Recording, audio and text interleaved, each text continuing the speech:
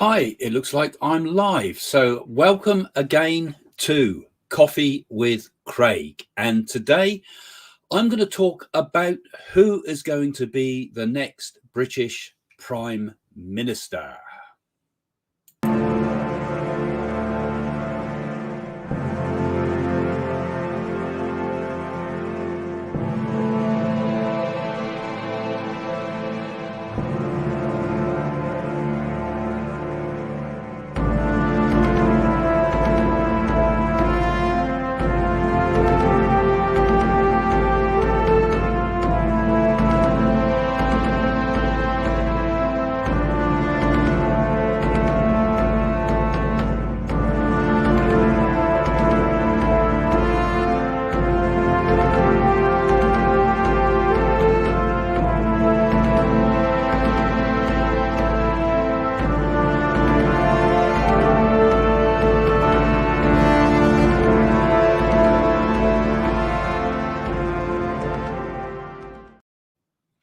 Well, hi again, and welcome to Coffee with Craig. As I've just gone live, people are gradually joining me who can ask questions about what I say today. Now, obviously, a lot of you are interested in this channel because I make a lot of predictions on it.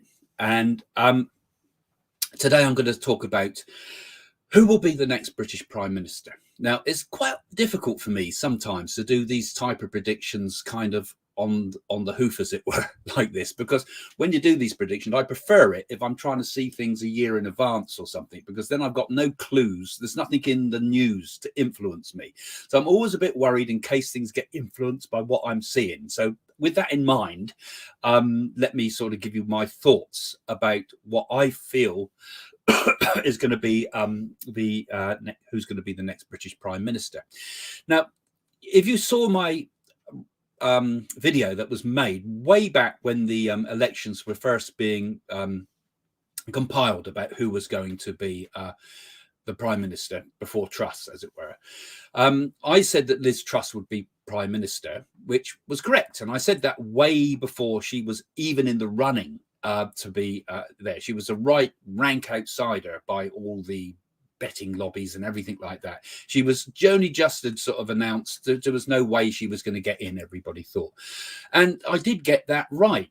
You can check out my video on that. And I haven't had time to pull the clips together, but I will pull some more clips together for this type of prediction type readings, as I'm working on my predictions for 2023. So I didn't really, be honest, want to do any predictions before I do my new ones for 2023. But since this has kind of become quite important to all of us who live in the UK, and I'm getting so many questions about it, I've decided to sort of do this one today. So anyway, I made that prediction. I also did say in one of the other videos I made that she would have a very short office. Now, I was anticipating something like 9 months to a year in office before they pushed her out. But I obviously got that a bit wrong.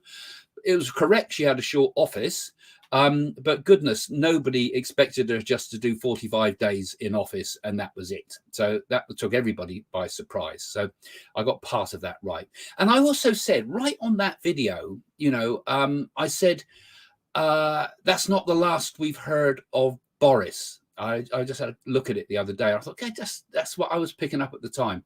Because, you know, when I make these predictions, sometimes it's almost like someone else is doing it. When I look at it again, I think, was that me saying that? You know, because you kind of get in the zone, as it were. And sometimes even when I'm talking now, things are coming to my head and I say it, even though I might have some, you know, plans already about what I'm going to tell you today. So, you know, one of the questions will be, will Boris be coming back? You know, is he going to do a bounce back? And that's also what I'm going to address today as well, because obviously that was in my earlier thoughts, and I'm thinking to myself, am I seeing this? Was I seeing that, or was I just seeing that this return possible to try to come back into power yet again? So my first thoughts about this, because there's a lot of other things in this that I think are important. I think the whole bringing down of Boris Johnson in the first place actually was a complete stitch up. And I think what we're basically getting is a complete stitch up. I don't know what the rest of you think about this, but We have running in the background of British politics, power of the globalists, which really worries me. We have the power again of the revenge of the Remainers, because that is going on in the background. I think Johnson was brought down. What I thought, and I think most people kind of thought, was you could have kind of brushed over the things he did. I mean, I'm sure a lot of you disagree. Please put your comments. I'm open to all comments, even those that disagree with me. But I do think he was it was kind of blown out of proportion. You know, it's like the press are doing it all the time with our politicians around the world, aren't they? I mean, they're doing it with Biden, but they certainly did it with Trump, you know, and the power of influence over people. And I think the Remainers, you know, stabbed Johnson in the back, you know, et tu Brutus, you know, they're all in there. And even the people that were supposed to be on his side, like Rishi Sunak, were in there stabbing the knife. And I think most of the Tories, actually, or the right wing of the Tory party, regretted this. This is why Johnson has a chance to come back. And I'm not saying you know, my politics, I try to keep as neutral as possible, because otherwise I don't see things clearly. But I think that I think the general public, or certainly the general Tory voters, actually didn't like to see Johnson go. It was the Remainers. It was the high taxation type of mindset. It was the nanny state type of mindset in many ways. It was the lovies. They're all coming in, and they went for Johnson because of his beliefs, I think, and almost revenge against Brexit, frankly. I mean, only you have to look at what was there during the time of Theresa May, and it was chaos, and that chaos has come again. So Liz Truss, short office. So my thoughts. Jeremy Hunt, he won't be Prime Minister, I don't feel, but I do think he'll remain in power as the Chancellor, because I think he's kind of seen as a safe pair of hands. It would be crazy to keep changing chancellors, you know, midstream all the time, because I think it would bring us down the pan even more financially. I think we've got much worse ahead for the economy, whoever goes in. So, you know, by the time we get to the next election, I don't think they're going to call an election. No way. But by the time we get to the next election, the economy is going to be even more red hot than it is now, because worldwide we're going to get problems ahead. I'll talk about all those in my 2023 predictions, as I know it's the last thing we all want to hear, but that's my thoughts. So what choices have they got? You know, I mean, one thing, I mean, so I'm thinking about this, but as well, but this is also, you know, I'll give you my gut feeling about it at the end of what I think on a psychic level.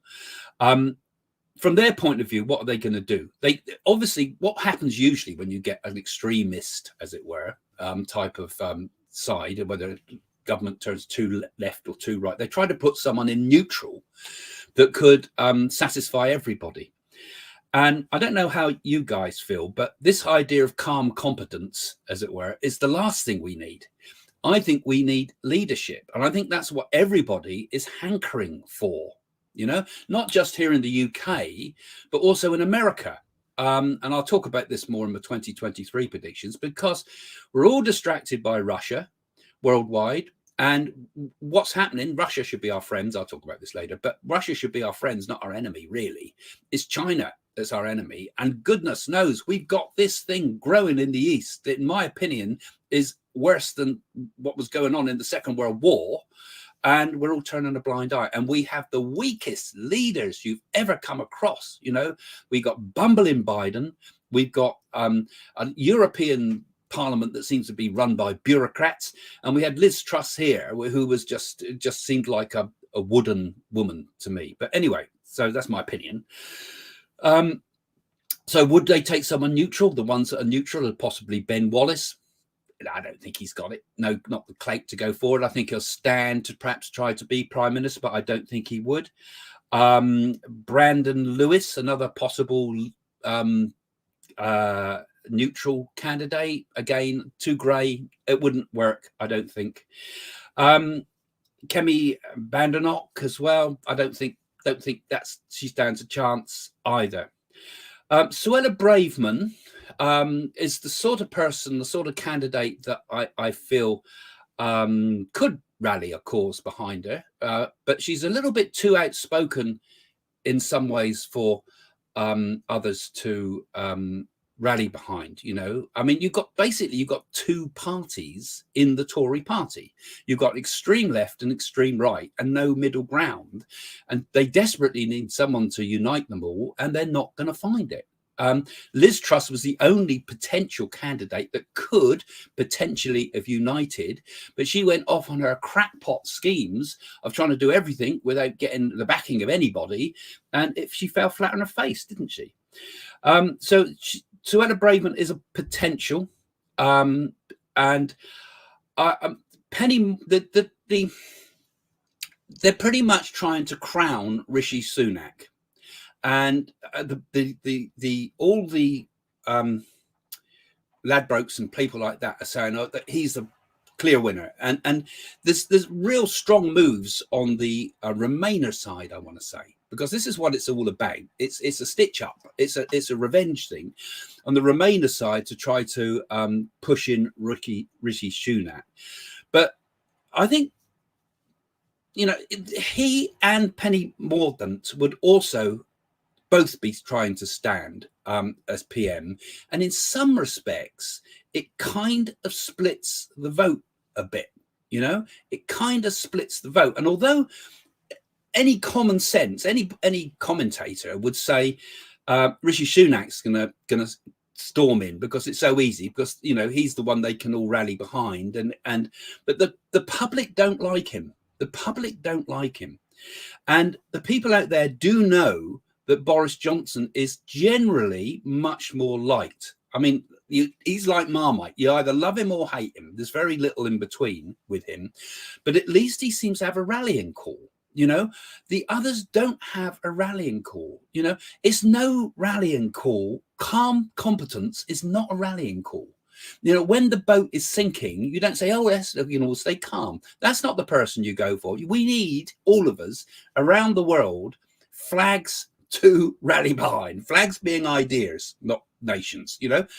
We need rallying points. And I think Mordaunt as a kind of I see one of you just said it, condescending attitude, and I agree with that. I see Jules there saying condescending attitude. I'm just looking at my comments, as one eye on them as we talk, and I know that Boris is also hated. So I think ultimately it's going to be a two-horse race, actually, in the end. If Johnson stands, and I think he will, I think it's going to be a two-horse race between Rishi Sunak and Boris Johnson. And my thoughts are it would be very close. If Penny Mordaunt is coming in as well, then that would give Johnson, I think, a greater chance. But I think ultimately, Rishi Sunak's going to scrape in, and I think that's awful because I think it would be disliked. But I think Johnson stands a damn good chance as well. So it's going to be a neck and neck. And I think it will lead from one lot of chaos to another lot of chaos, actually, because, again, I feel as if it's all going to cave in a second time. And I think we're going to get even a worse situation, because what I think is going to happen out of this, ultimately, is we're going to see a new party form, just like what happened with the SDP, wasn't it? SDP, they used to be called, didn't they? When the Liberals broke up. When the Labour broke up and we had the new a party form, I feel we might get a new party somewhere. I'm getting thoughts also. I know he's not liked much by many people. He's another Marmite sort of person, but I like him, actually. Nigel Farage, a clever man. Well, a man, you might not agree with his ideas, but you've got to agree with that he presents it well. He's a good speaker. And this is what Johnson was, a good speaker. Because it's not, often I think in life, it's not what you say, it's how you say it. And if you say it in a way that can inspire people, because most people, I think, tend to, easily flip-flop from one argument to another quite easily. I think the world is easily influenced. I mean, just look at the things we buy on and the places we go. You know, you can be influenced so easily by basic marketing that you go and buy a rubbish cup of coffee in Starbucks because you know the name, when there's a lovely Italian place next door that is struggling to get by. You know, we are so easily influenced by marketing. And my thoughts are that a new party might come, and that may draw with it out of the Conservative Party people like Johnson ultimately, and Rees-Mogg and others. But I feel, you know, he's not liked, Nigel Farage, but I think he'll become a bit more of a stronger force in the coming days. So I'm getting the feeling, I don't think this thing, I've got to go into it in more detail later, actually, but I don't think it's going to be I get almost like an attempt to form a new party. I get a feeling that might fail as well, right? I get a feeling it might fail as well. So I'm not quite sure yet, if I'm honest. I've got kind of all sorts of things going in my head here, but I'm seeing such disarray that I feel that if Rishi Sunak does scrape in, and I feel scrape, I feel that there'll be public distrust of him.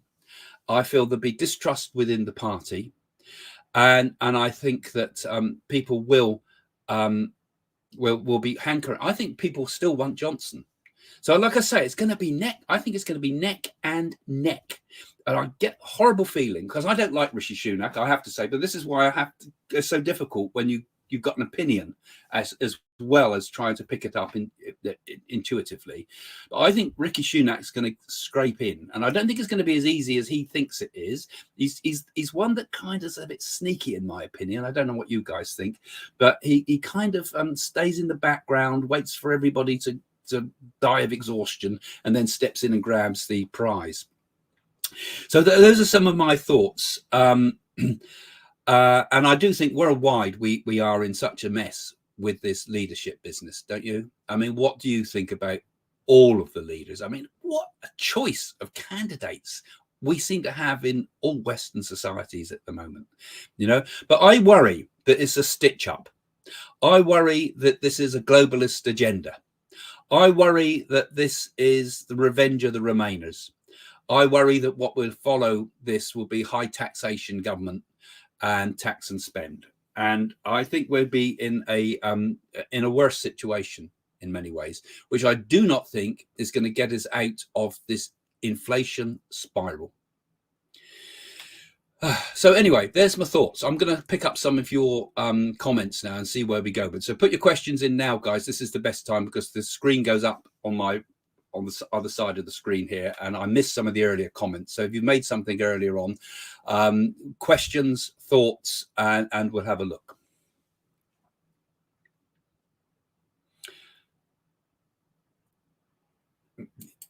Can't be doing Australia and things, guys. There, I've got people asking about. I know a lot of your Australians coming in.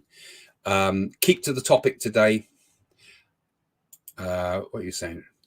Rishi is a chameleon. Yeah, that's quite interesting, isn't it?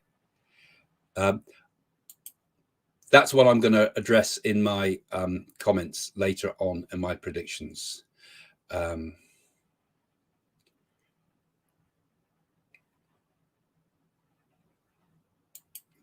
See, he's quite like Boris in most ways. What do you think, guys? Do you think? Also going to address Iran in my later ones. I'm going to do these in and Biden and other stuff. So all those are going to address later. I'd rather you give me questions about the we need another Boris pandemic party. The more comments you're getting from these opinions, really, I bet we need another general election. They're not going to give you a general election. They're going to fight it right to the end before they give. And Taiwan, again, this is another one that's in my future predictions. All these are being covered in my earlier predictions, but you know, like I've said about that. No, I'm not getting enough questions here about the thing. You can't give me questions about every other topic under the sun, because I'm not doing that today. I'm just keeping to one subject. I think interesting opinions. People want someone familiar after losing the Queen. That's true. you know.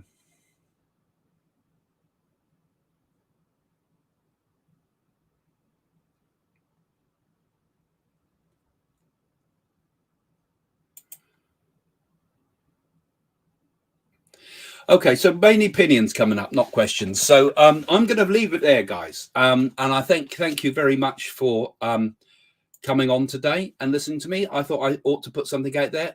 I know we're all going to have a lot of opinions about this, and so let's put the opinions in the comments below, guys.